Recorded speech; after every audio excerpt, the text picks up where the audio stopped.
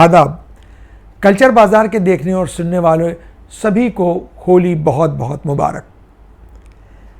ये तो हम सभी जानते हैं कि होली हिंदुस्तान का एक कदीम त्यौहार है जो हमेशा से एक अवामी रंग रखता है। सब लोग मिलकर इस त्यौहार को खेलते हैं, एक दूसरे पर रंग डालते हैं, आबपाशी करते हैं।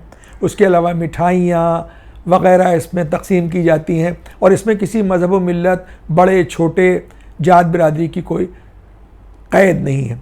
सब मिलकर इस त्यौहार को खेलते हैं।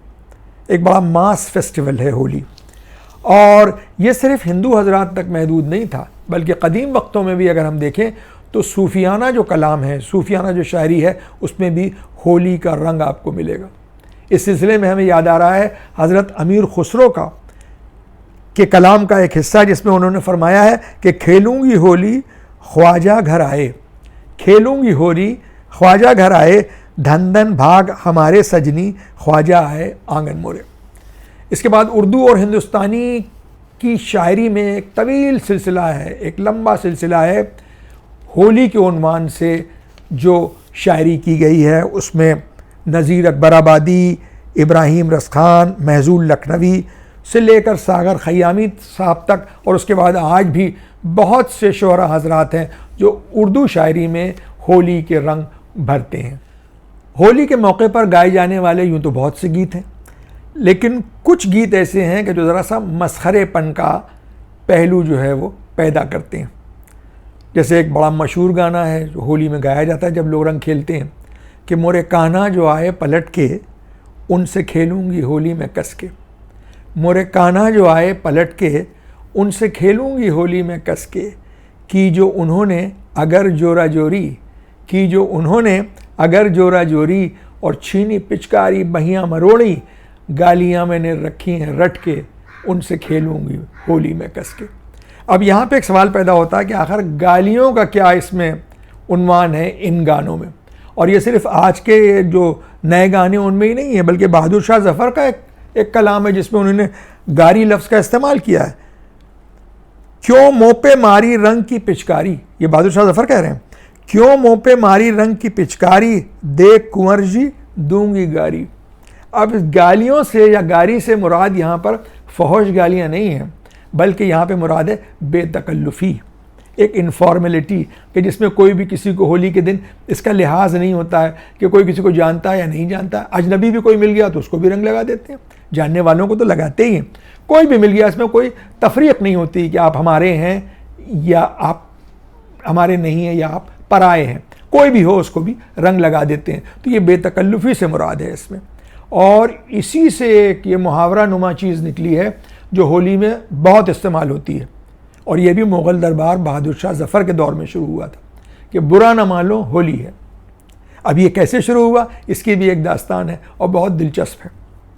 हुआ ये कि मुग़ल दरबारों में तुज़ुक जहांगीरी में भी इसका जिक्र मिलता है कि आगरे में भी होली खेली जाती थी, और उस वक्त के जो लोग थे वो बहुत, उनका होली को देखने का तसव्वुर जो था वो ज़रा मुख्तलिफ था।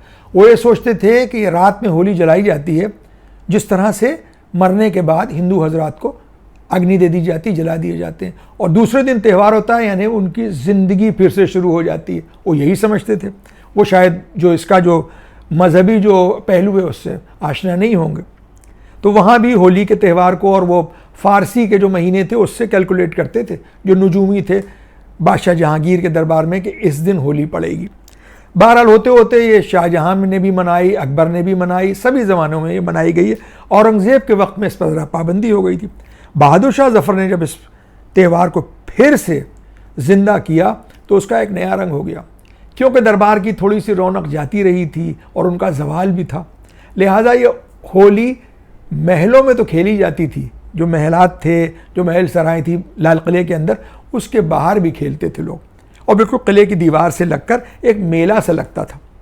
उसमें होता यह था कि जगलर्स आते थे, जो नट होते हैं, वो अपना तमाशा दिखाते थे।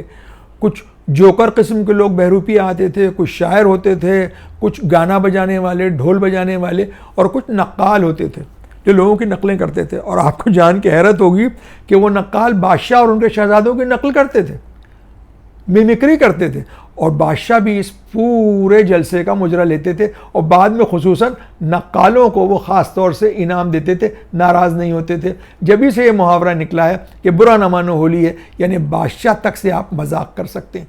अब ये जो हुक्मरान तबका था उससे उसके अवाम की जो एक बेतकल्लुफ़ी थी वो सिर्फ होली के मौके पर बहुत ज़्यादा उजागर होती थी और उसकी इजाज़त भी थी।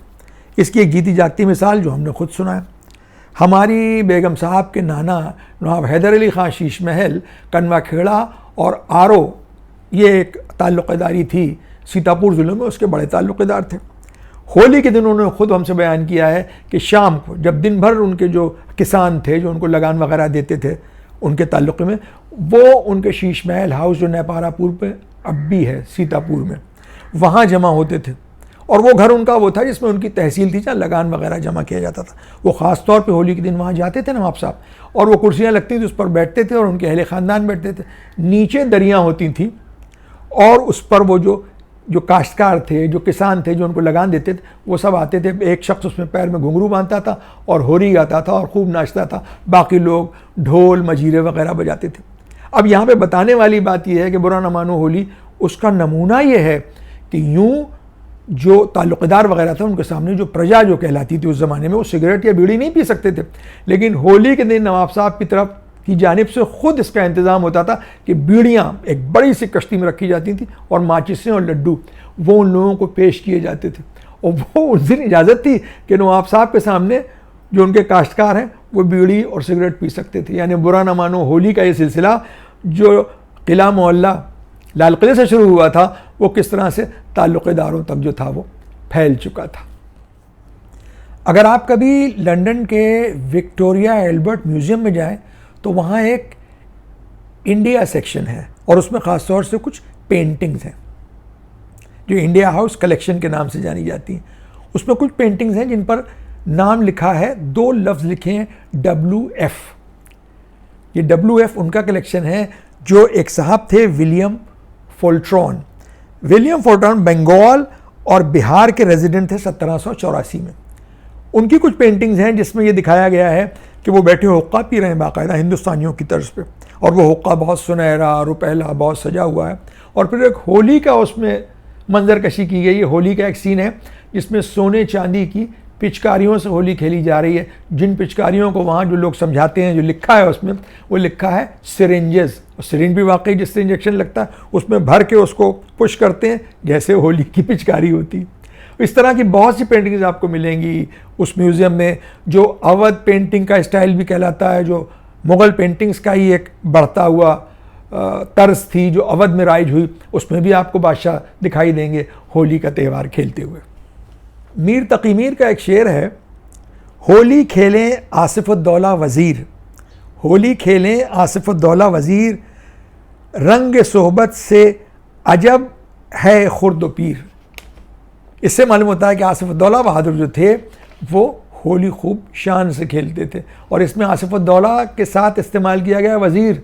उस ज़माने तक अवध में बादशाही नहीं थी बल्कि नवाब वज़ीर होते थे, इसलिए आसिफुद्दौला वज़ीर का है। अवध के पहले जो बादशाह हुए हैं वो हुए गाज़ीउद्दीन हैदर। शुजाउद्दौला के होली के जश्न जो फैज़ाबाद में होते थे, उसके बाद उनके बेटे आसिफुद्दौला के लखनऊ के होली के अंदाज भी बड़े निराले और बड़े दिलकश हुआ करते थे। उससे लेके आज तक एक सिलसिला जो है वो लखनऊ में जारी है, और वो है कि शिया मुसलमानों की जानिब से खुसूसन होली की जो बारात निकलती है चौक से, उसका इस्तकबाल किया जाता है और उसके लिए इस्तकबालिया तख्त लगाए जाते हैं। यानी तख्तों पर सफ़ेद चांदनियाँ, उस पर मिठाइयाँ होती हैं और उस पर फूल के हार होते हैं, और वो हार ऐसे होते हैं जो बारात में लोगों को पहनाए जाते हैं, बेले और गुलाब के हार। और होली में जो लोग शिरकत करते हैं उनको बाराती कहा जाता है। अब ये 3 जगह तो विक्टोरिया स्ट्रीट पे लगती ही थी, और ये विक्टोरिया स्ट्रीट 1860 में बनी है, और हमारा ख्याल है उसके बाद से ही सिलसिला शुरू हुआ होगा। पहला तख्त होता था फिरंगी महल के सामने, पाटनवाला चौकी के सामने, जहाँ पे इदरीस की बिरयानी है, वहाँ एक तख्त लगता था। उस पर भी लोग खड़े रहते थे इंतज़ार में, सफ़ेद कुर्ते पजामे पहने हुए, और जो रौसा थे वो पीछे कुर्सियों और सोफ़ों पर बैठते थे। और टोपियाँ भी चिकन वाली जो लखनवी टोपियाँ होती हैं वो पहनते थे, दुपल्ली टोपियाँ। उसके बाद दूसरा जो था इस्तकबालिया तख्त, वो लगता था इमामबाड़ा नाजिम साहब के पहलू में, गेट से थोड़ा आगे बढ़कर। और तीसरा तख्त जो बाद में शुरू हुआ था अकबर बिल्डिंग के सामने। अकबर बिल्डिंग है शिया कॉलेज से थोड़ा सा आप आगे बढ़ें तो बाएं हाथ को जो बिल्डिंग है वो अकबर बिल्डिंग है। अकबरी गेट से इसको आप कंफ्यूज ना कीजिएगा कि अकबर बिल्डिंग बादशाह अकबर ने बनवाई है।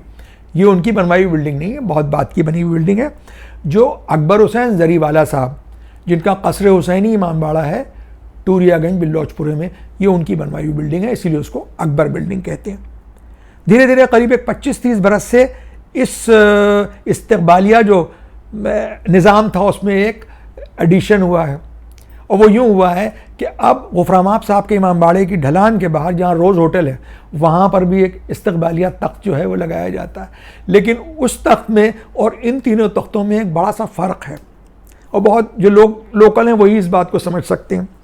इन इस्तकबालिया तख्तों पर जो पटनाला चौकी, नाजिम साहब के इमामबाड़े और अकबर बिल्डिंग पर होता था, और फिर एक अकबरी गेट पे भी होता था, उसमें जो लोग मुंतज़िर होते थे, जो इंतज़ार करते थे हुलियारों का, हुलियारा कहते हैं लखनऊ में जो लोग होली खेलते हैं, वो पहले से रंग नहीं लगाते थे, बल्कि जो हुलियारे आते थे वो उनको रंग लगाते थे और उनके गले मिलते थे।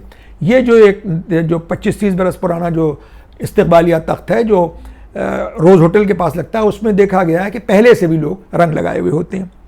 अब इस बारात की खुसूसियत क्या है जो होली की बारात होती है, इसमें ऊँट, हाथी, घोड़े और पहले ठेलों पर और रिक्शों पर झांकियाँ भी होती थीं, जो अब धीरे धीरे ज़रा कम हो गई हैं। अब तो अंदाज़ बदल गए हैं, डीजे और फलानी चीज़ें होने लगी।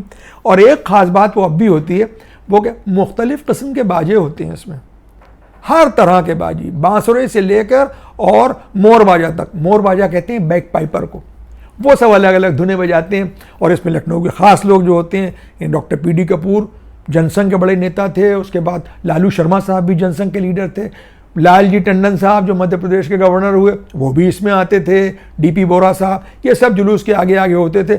और जो इलाके के मुअज़्ज़ज़ शिया हज़रात होते थे वो इनका इस्तकबाल करते थे और इनको होली की मुबारकबाद देते थे। आज भी इस जुलूस में एक शख्स हैं कि जो बहुत पेश पेश रहते हैं और उनको भी आज लोग पहचान रहे होंगे, हिमांशु वाजपेयी साहब, जो मशहूर किस्सा गो हैं लखनऊ के, वो ज़रूर होते हैं इस जुलूस में। एक 20-25 बरस पहले तक होली से पहले घरों में पकवानों का इंतज़ाम होना शुरू होता था। पकवान में होती थी गुजिया, जिसमें खोया भरा होता था, किसी में रवा या सूजी भरी होती थी, किसी में नारियल होता था।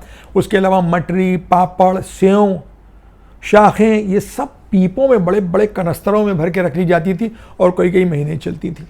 लेकिन अब ज़माना बदल गया, रफ्तार बदल गई, और फिर खुदा सलामत रखे हल्दीराम को कि अब तो घरों में पकवान बनना बंद हो गए, बल्कि सब बाज़ार से ही गुजियाँ ले आती हैं। हमें याद है रिवर बैंक कॉलोनी लखनऊ में प्रमिला श्रीवास्तव साहब के घर पे होली में एक ख़ास गुजिया होती थी जिसको कहते थे पिचकिया। वो पिचकिया होती थी जो हाजिम गुजिया होती थी। जब आप बहुत कुछ खा लेते थे तो आखिर में वो दी जाती थी, उसमें सौंठ और पता नहीं क्या क्या चीज़ें मिली होती थी। वो मीठी कम, हल्की सी नमकीन होती थी। उसको अगर आप खा लें तो आपका हाजमा अच्छा हो जाता था, और जो चीज़ें आपने पकवान खाई हैं वो जल्द से जल्द हज़म हो जाते थे, इसीलिए उसको पिचकिया कहते थे।